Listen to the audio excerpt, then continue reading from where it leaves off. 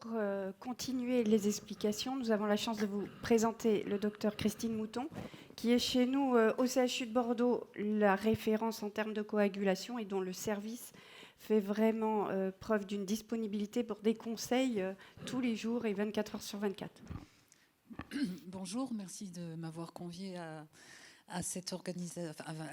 dans l'organisation. Je vais vous parler, moi, des bases pharmacologiques des AOD et quelles sont les conséquences de ces bases pharmacologiques en pratique courante. Alors, je ne vais pas trop revenir puisque Pierre en a parlé, mais vous avez donc les recommandations de l'ASFAR avec le tableau que vous connaissez tous. Et pourquoi ce tableau a été construit comme ça? Puisque la demi-vie des AOD est une demi-vie qui est courte, de l'ordre de 10 à 14 heures selon les molécules. Attention à l'élimination rénale, respectivement dabigatran, Riva et apixaban, c'est 80, 35, 27%. Donc vous voyez qu'il y a, avec le dabigatran, qui est effectivement moins utilisé mais qui persiste encore à être prescrit, des interactions avec les reins dont il faudra que vous teniez compte. Pas de relais, tous les relais augmentent le risque hémorragique. Donc là, on va avoir plus de produits à J-3, une prise en charge du patient immédiate et après le post-op. Dans le post-op, attention, c'est une action immédiate. C'est-à-dire que quand vous ravalez l'AOD, 2 heures après, vous êtes au pic. C'est direct. Je veux vous alerter sur la demi-vie courte de ces produits, c'est-à-dire que si vous reportez une intervention programmée, et que vous faites l'arrêt comme demande l'ASFAR, à J0, le patient n'est plus anticoagulé. Voilà. Donc il faudra faire attention à certains patients qui mériteront d'être anticoagulés le temps que l'intervention soit reprogrammée. Donc je passe dans les neurochirurgies intracrâniennes où effectivement là on est comme les AVK. Il a parlé de la MTEV.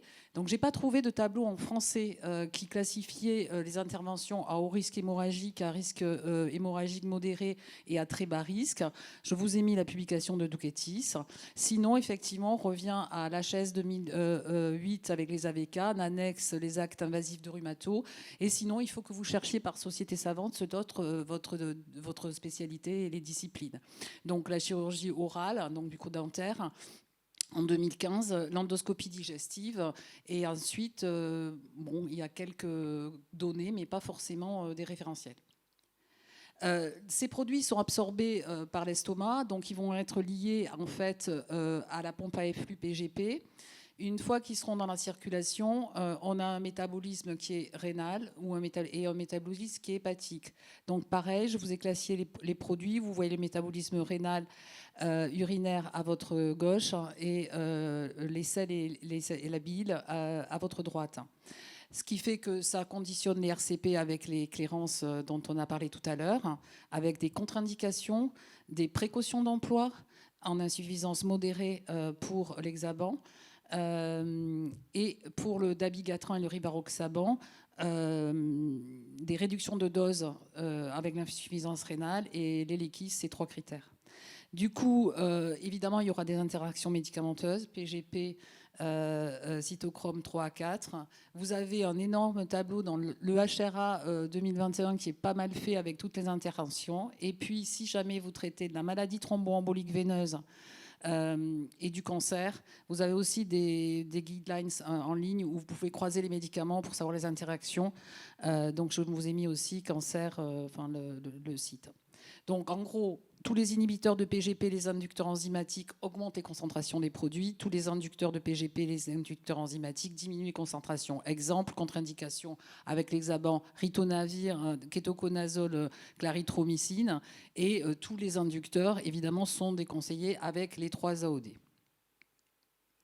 Les populations particulières, donc vous êtes dans le post-opératoire et vous dites « Oh là là, j'ai pas envie de reprendre l'AVK là, parce que je mettrais bien un AOD, ça sera vachement plus simple pour le relais. » Et ben en fait, il y a une étude par exemple qui s'appelle Frail AF, donc ces études en vraie vie, où en fait on voit que des gens âgés, donc l'âge moyen c'était 84 ans, c'était des gens qui étaient fragiles, avec des petits poids, des chats vasques qui étaient quand même élevés, et on se rend compte que quand dans le bras où on met des AOD chez ces patients, alors qu'ils étaient sous AVK et qu'ils étaient très très bien équilibrés, on a des mauvais résultats. Donc un sujet âgé sous AVK dont l'INR est correct et qui n'a pas de problème, on le remet pas on le modifie pas pour un AOD où on réfléchit. L'obésité, donc vous le savez, normalement les AOD c'est jusqu'à IMC 40, poids supérieur à 120. Bon, finalement, on se rend compte que jusqu'à 150 kg, il n'y a pas de signal d'alerte. Au-delà de 150 kg, il y a vraiment peu d'études. Donc, chez ces sujets, si jamais vous êtes confrontés, la biologie peut vous apporter quelque chose en faisant un pic et un résiduel après 5 prises. Pour le post-opératoire, il en a parlé. Donc, vous avez évidemment les HBPM et l'AOD qu'il faudra reprendre, puisqu'on parle de l'AOD. Alors, il faudra s'adapter. Et comme il dit, il ne faut pas être pressé. Il faut s'adapter au risque hémorragique du patient lié à la procédure. Et le pic d'anticoagulation, je vous le redis, est à 2 à 4 heures, que ce soit une prise d'AOD 2 heures ou l'HBPM 4 heures.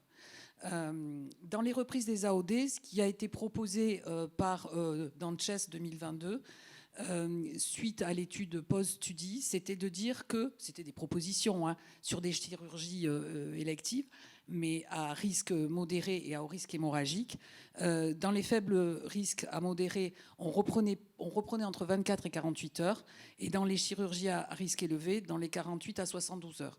Donc, en théorie, on ne reprend pas avant quand même. Voilà.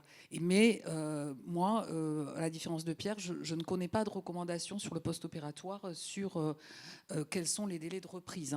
C'est vraiment par chirurgie et risque hémorragique. Pour le périopératoire, vous avez des antidotes. Et ces antidotes, elles vont servir soit à réverser le produit avant la chirurgie, soit à traiter l'hémorragie sous les AOD.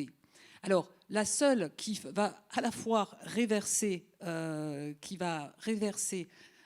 préopératoire et qui va réverser si le patient arrive en choc hémorragique, c'est, je veux dire le Praxbind parce que l'Idaru, voilà, qui est un anticorps monoclonal. Donc vous pouvez voir ici, sur le graphe qui est à votre droite, vous voyez qu'en 30 minutes, les taux de dabigatran se sont effondrés. Donc c'est vraiment une action immédiate. C'est une action qui n'est pas thrombogène. Quand il y a une thrombogénécité, quand on utilise en fait l'Idaru, c'est parce que le patient n'est plus anticoagulé. Donc il revient à son statut où s'il était anticoagulé, c'est qu'il avait une raison de risque thrombotique. Mais en elle-même, l'antidote n'est pas prothrombogène. Et les bilans sont aussi interprétables. Il n'y a plus d'AOD, vous pouvez faire un bilan, il sera interprétable. Donc c'est l'étude Reverse-AD. Pour l'hémorragie, en fait, la Dexanet alpha, malheureusement, effectivement, il a une AMM européenne, mais il n'est pas disponible en France. Il n'a pas de prix aujourd'hui. C'est un leurre, c'est-à-dire qu'il lui manque un petit morceau c'est le résidu glas qui se fixe sur les phospholipides. Donc, il n'élimine pas l'AOD, il rentre en compétition. Et il interagit avec les HBPM et les HNF. Donc, ça, c'est une notion qu'il va falloir que vous sachiez. C'est que, en fait, via son action, il a une action sur l'antithrombine et une action sur le TFPI, qui sont des inhibiteurs de la coagulation. Et donc, il peut se fixer sur l'antithrombine, et donc il aura une interaction avec l'activité d'HBPM et d'HNF. Il a un risque thrombogène en lui-même, de par cette activité antithrombine et de par cette activité anti-TFPI. Et aujourd'hui, il n'y a pas d'études sur la réversibilité préopératoire. Mais probablement, sur toutes les chirurgies qui utilisent de l'héparine en vasculaire ou en cardiovasculaire, on ne pourra pas l'utiliser. Donc actuellement, c'est l'étude Annexanet où il y a eu des chocs hémorragiques avec des gros types d'hémorragie intracérébrale et digestives notamment. Et ensuite, vous avez les CPP, le CPP ou le CPP activé.